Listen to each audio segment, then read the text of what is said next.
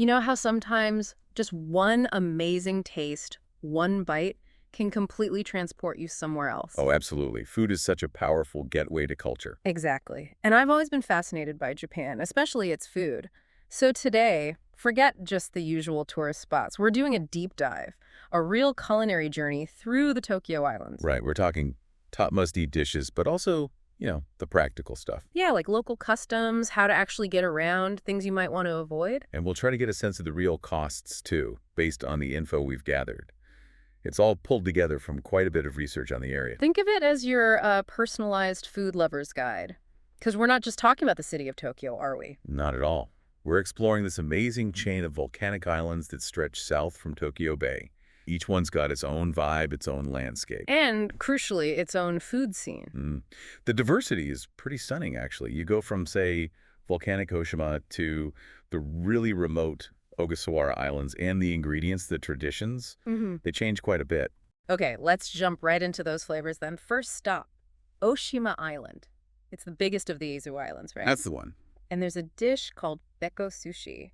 Sounds intriguing. What's the story there? Well, beko means tortoiseshell, and the sushi does have this beautiful amber color, like a tortoiseshell. Okay. But what's really clever is why it has that color. They marinate fresh, local white fish in soy sauce, and crucially, island chili pepper. Island chili. So it's got a kick. It does. But the chili isn't just for flavor. Traditionally, it helped preserve the fish in the warmer island climate.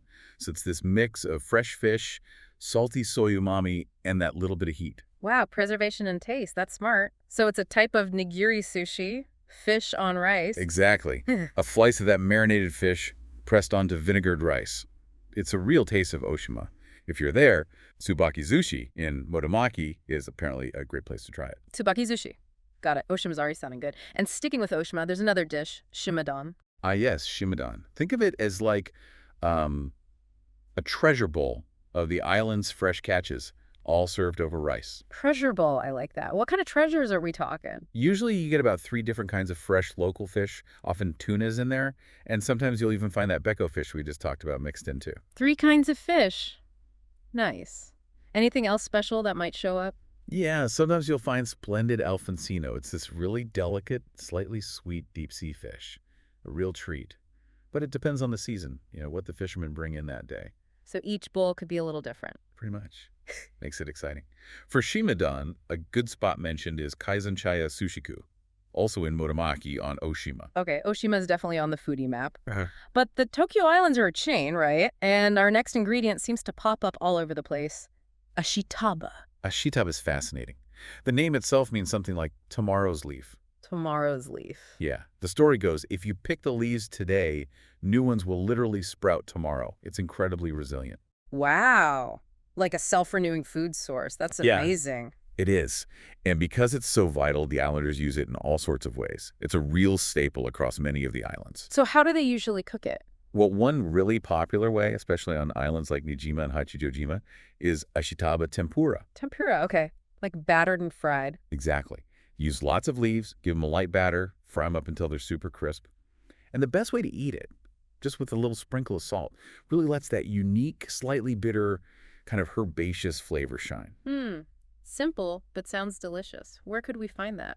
Izakaya Nihonbashi in Niijima and Izakaya Daikichi Maru in Hachijojima are recommended spots for the tempura. Okay, that slightly bitter taste sounds quite sophisticated for tempura. What else do they do with ashitaba? It seems pretty versatile. Oh, it really is. How about Ashikawa pesto pizza? Pesto, made from ashitaba, on pizza. Yep, you find this on Niijima and Kozushima.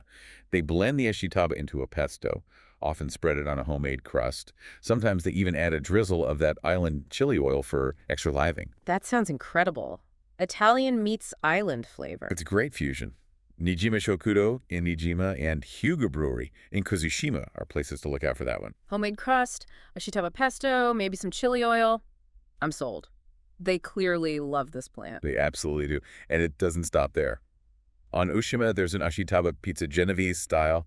At Curry House Kirikiri, homemade yeast crust, bit of local camellia oil. Camellia oil. Interesting. And get this ashitaba shaved ice. Shaved ice, like kakigori with the ashitaba. Yeah.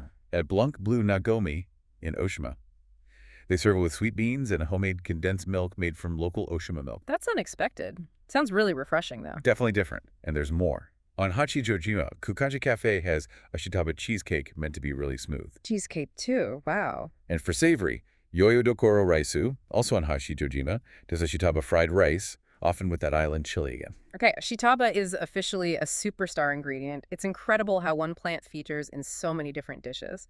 So moving on from ashitaba, what's our fourth big category of must-eats? Right, number 4 is basically just island fish dishes. I mean, it makes sense, right? These are islands. Surrounded by ocean, yeah. Bound to have amazing seafood. Exactly. Super fresh, seasonal, local fish is just fundamental to the cuisine everywhere you go in the Tokyo Islands. And they prepare it in tons of different ways. Makes sense. So besides the beko sushi and shimedan we already covered, what are some other key fish dishes? Well, kaizenan is huge. We mentioned shimedan, which is a type of kaizenan, but you find these fresh seafood bowls all over. Think beautiful sashimi piled high on rice. Like the ultimate fresh sushi bowl. Pretty much. Great places for that are Otomodachi on Oshima, Shimanshu Izakaya on Miyakijima, and Miyako Zushi on Kozushima.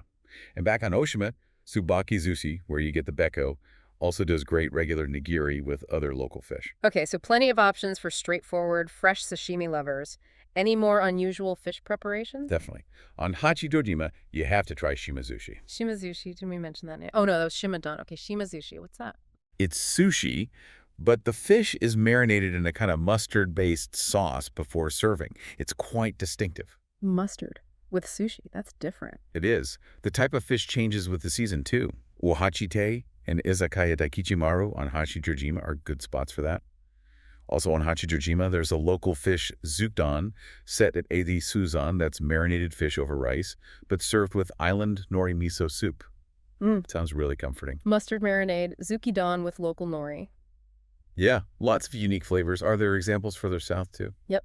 If you head down to the Ogasawara Islands, specifically Chichijima, things get even more interesting. At a place called Kayu, they do billfish Chinese-style noodles. Billfish, like swordfish? Exactly, locally caught swordfish and noodles. And for the truly adventurous... What? Shark burger. A shark burger, you're kidding? Nope. Made with fried thresher shark. You can find that at the Heart Rock Cafe on Chichijima. Wow, okay, that's definitely a unique local specialty. It shows how global ideas get an island twist. Right, so that covers fish. What's our fifth and final must-eat category? Something sweet. You guessed it. After all that savory exploration, you need something sweet, and the islands deliver with some really unique local ice creams. Island ice cream, perfect. What kind of flavors are we talking? On Oshima, Triton Island ice cream uses local Oshima milk as a base. They have flavors like passion fruit, chocolate banana, and this really Japanese one, Kuromitsu and green kanako. Ooh, Kuromitsu, that dark sugar syrup and kanako, roasted soybean flour. Sounds amazing. Right. Really interesting combo. Then on Hachijojima, the Hachijojima Jersey Cafe does soft serve ice cream using local Jersey milk. Jersey milk soft serve. Yum. And they even have a version with ashitaba powder mixed in. Ashitaba, again, in ice cream. Okay. And down in Chichijima, that Heart Rock Cafe pops up again with homemade ice cream using island bananas and passion fruit. Super tropical. Island banana and passion fruit. Yes, please. It's great how they use local stuff. Totally. And there's actually a guidebook mentioned, Locavore Dining in the Tokyo Islands, which specifically highlights restaurants focusing on these local island-sourced ingredients. It's all about supporting local producers. That's really cool. Knowing that adds another layer, doesn't it? Yeah. Okay, my mouth is watering. Let's shift gears a bit. Practicalities. What about local customs, especially around food? That's important. Well, the fact that this Locavore Dining guidebook exists and is aimed at international visitors with English info, that tells you they're generally welcoming. That's good to hear. And many of the restaurants listed in it actually have English menus, which is super helpful, obviously. Definitely take some pressure off if your Japanese isn't great. Any other dining etiquette points? I think the main thing is just showing respect. Respect the local ingredients, the effort that goes into preparing the food, and be open to trying the regional specialties. Islanders are proud of their unique food, you know. Yeah. Trying it shows appreciation. Good advice. Be adventurous but respectful. Okay, logistics. How do we actually get to these islands from Tokyo? And getting around once we're there? Getting to the main Aizu Islands is actually pretty convenient. You've got options from Tokyo. There are high-speed jet ferries. Yeah, like to get to Oshima, the fast ferry takes about an hour and 45 minutes from Takushiba Pier in Tokyo Bay. There are also larger, slower passenger ships that's more like an 8-hour overnight trip to Oshima. Okay, fast or slow boat? Any other ways? For Oshima, Surprisingly, yes. There's a quick 25-minute flight from Chofu Airport, which is actually closer to central Tokyo than Narita or Haneda. Oh, interesting. A flight option, too. What about islands like Hachijojima further out? Hachijojima is well connected too. You can fly there directly from Haneda Airport that takes about 55 minutes. Or there's the large passenger ship again, but that's a longer haul, around 10 hours and 20 minutes. Okay, so flying is probably the quickest for Hachijojima. Seems like it. Yeah. And that guidebook we mentioned. It often has specific transport details for each island, maybe even some maps, which could be really handy for planning travel between islands or just getting around locally. That sounds super useful. A guidebook with transport info is gold. Now, what about things to maybe avoid? Any common pitfalls for visitors? Well, one thing is seasonality. Because they rely so much on fresh local stuff, some dishes or ingredients might only be available at certain times of the year. So don't be disappointed if something specific isn't on the menu. Right, gotta go with the flow of the seasons. Makes sense. Also, restaurant hours. Opening times and close days can vary quite a bit, especially maybe for smaller, family-run places. It's always a good idea to check ahead if you can maybe call or look online. Good tip. Avoid turning up to a closed door. Anything else? Just the usual common sense, really. Respect the natural environment. These islands are beautiful. Let's keep them that way. And be mindful of local customs, as we talked about. Standard responsible traveler stuff. Got it. Okay, the big question. Costs. What's the reality of daily living expenses or even monthly costs if someone were thinking longer term? Did the info give specific numbers? No, not really specific figures across the board. The material we looked at didn't break down daily or monthly budgets in detail. Okay, so no hard numbers. Right. But we can assume costs will definitely vary. It'll depend on which island you're on. Some are probably more touristy or expensive than others.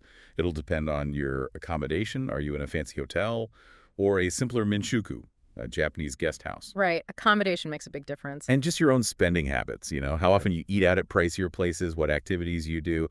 One small concrete detail, though. Yeah. The menu prices listed in that guidebook, as of late 2022 anyway, included consumption tax. Ah, tax included is helpful, so it's 10% or 8%? Yeah, 10% for eating in, 8% for takeout.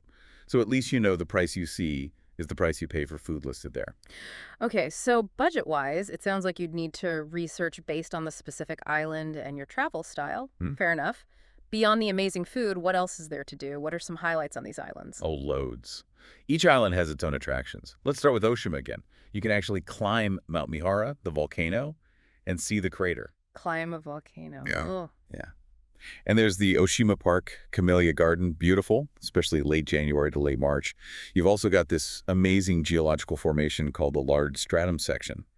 Locals call it Baumkuchen because it looks like that layered cake. Like tree rings, but in rock. Kind of. Plus hot springs with ocean views like Motomaki, Hamanoyu, and a museum about local history and crafts. Oshima sounds packed. Yeah. What about Nijima and its neighbor Shikinajima? Nijima is famous for its absolutely stunning white sand beaches. Mahama and Habushira are mentioned. Great for swimming, surfing. Beach time. Nice. And they have something called a sand-steamed bath at Mamashita Hot Spring. You basically get buried in naturally heated sand. Whoa. Sounds warm and relaxing. Supposedly. Nijima also has a glass art center, which is pretty unique, and a shrine called Jisansha. Plus places just to chill out, like the Nijina Water Park Rest House Mint. Sandbaths and glass art. Interesting mix. What's the main draw for Kozushima? Kozushima seems big on hiking and views. You can climb Mount Tenjo there for amazing Pacific Ocean panoramas and this sort of surprising desert-like scenery up top. Desert scenery on a Tokyo island. Yeah, unexpected, right? Plus, like many of the islands, it has good swimming beaches and relaxing open-air hot spring baths. Hiking, swimming, soaking. Sounds good. How about Miyakojima? Miyakojima is really defined by its active volcano, Mount Oyama. So the landscape is quite dramatic, volcanic. It's also a top spot for birdwatching. Birdwatching. Any specific birds? Yes, the akakoko, or Izuzu thrush. It's a protected species. There's a nature center named after it, the Akakoko Can, and a local museum. And you can actually walk on a volcano experience boardwalk to get a feel for the terrain. A volcano boardwalk. Intriguing. Moving on to Hachijojima. What's the vibe there? Hachijojima feels more subtropical. Lots of palms, ferns. You can see these unique round stone walls called tameishigaki. Round stone walls. Yeah, apparently quite distinctive. Yeah. It's also known for a traditional silk fabric called kihachijo. You can learn about the weaving. And, no surprise, more lovely hot springs with ocean views. Each island really does seem to have its own personality. Okay, last but not least, the Ogasawara Islands, Chichijima and Hahajima. These are the really remote ones, right? That's right. And they are special. They're a UNESCO World Natural Heritage Site. Wow, World Heritage. Why? Because of their unique ecosystems that evolved in isolation.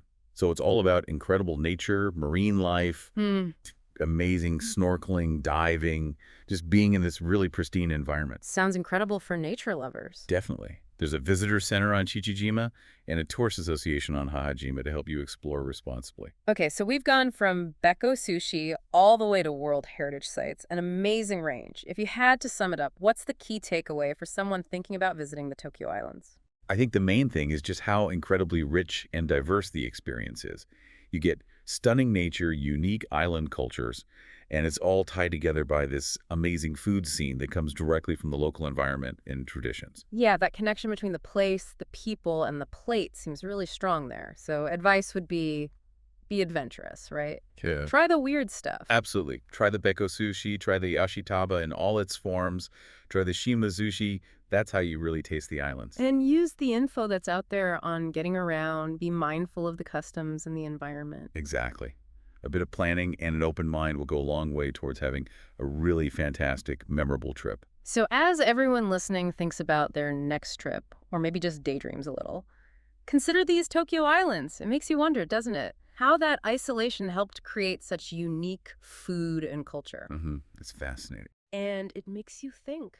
In a world that feels so connected sometimes, what other hidden gems, what unique flavors are still out there just waiting off the usual path? Something to ponder. Thanks for diving in with us today.